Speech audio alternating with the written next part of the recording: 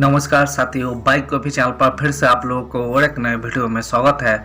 आशा करते हैं कि आप लोग अपने जीवन में खुश होंगे, मस्त होंगे और मजे में भी होंगे। हमने आज फिर बॉलीवुड की बैकग्राउंड से जुड़ी हुई और एक रियल किस्से से आप लोगों को रूबरू करवाने वाले हैं। बॉलीवुड के बैकग्राउंड में अनगिनत किस्से कहानियाँ छुपी हुई होती है जो कि आम जन तक नहीं पहुँच पाते हैं। हमारे चैनल पर हम कोशिश करते हैं उन्हीं किस्से कहानियों को आपके सामने लाने की। तो चलिए कहानियों पे चलते हैं, शुरू करते हैं बॉलीवुड के बैकग्राउंड से जुड़ी हुई, छुपी हुई और एक नए किस्से।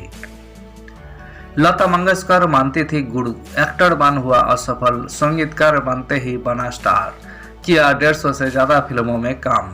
फिल्मी संगीत की दुनिया में कुछ नाम ऐसे होते हैं जिनकी धुनें आज भी लोगों के दिलों में बसती है।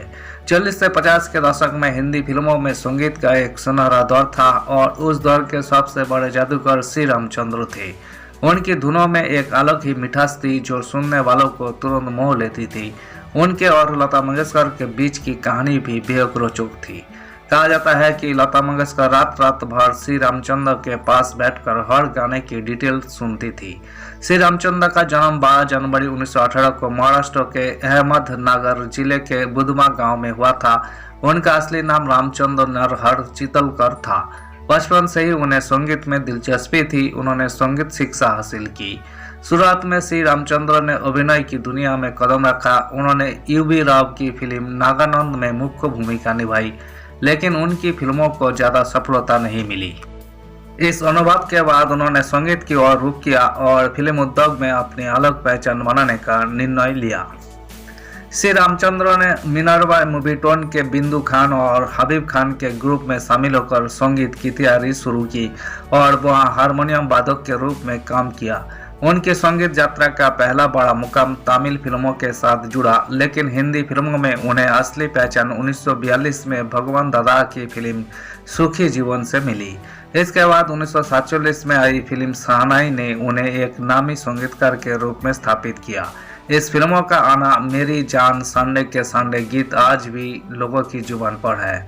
50 के दशक में उनका करियर पूरी तरह चमक उठा। 1991 में रिलीज हुई कॉमेडी फिल्म अलबेला उनके लिए मील का पत्थर साबित हुई। अलबेला के गाने जैसे भोली सूरत, दिल के खोटे, 16 जो भर के, दिल मेरा धर के और किस्मत की हवा, कभी नरम कभी गरम बड़े हिट हुए।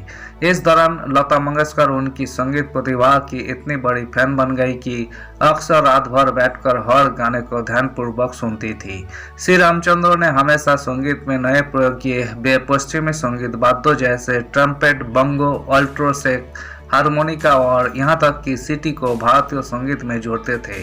उन्होंने कभी भी गाने को एक ही राग में सीमित नहीं रखा। उनके गीतों में अलग अलग रागों का मिश्रण और पश्चिमी संगीत के तत्वों का संतुलन इसे खास बनाता था। उनके करियर में लगभग 150 फिल्मों में संगीत शामिल था। उन्होंने हिंदी के अलावा मराठी, तमिल, तेलुगु और भोजपुरी फिल्मों में भी संगीत दिया। उनके सबसे मशहूर गीतों में देशभक्ति का गाना ए मेरे वतन के लोगों शामिल है, जिसे सुनकर प्रधानमंत्री जवाहरलाल नेहरू की आंखें भी नम हो गई थी। श्री रामचंद्र को उनके संगीत योगदान के लिए कई पुरस्कार मिले और संगीत प्रेमियों ने उन्हें हमेशा सराहा। उन्होंने अपनी biography the symphony of my life भी लिखी, जिसमें उन्होंने अपने जीवन और संगीत के सफर की बातें साझा की।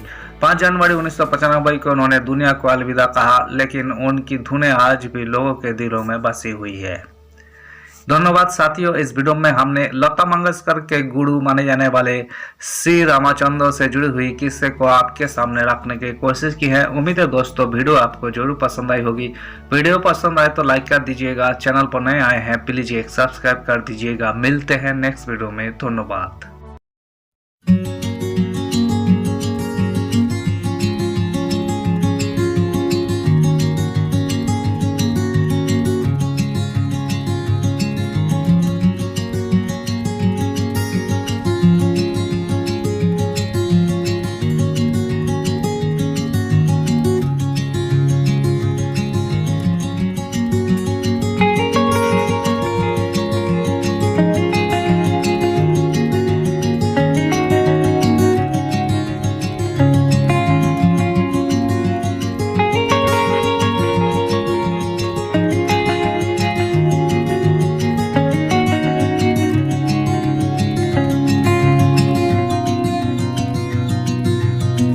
है।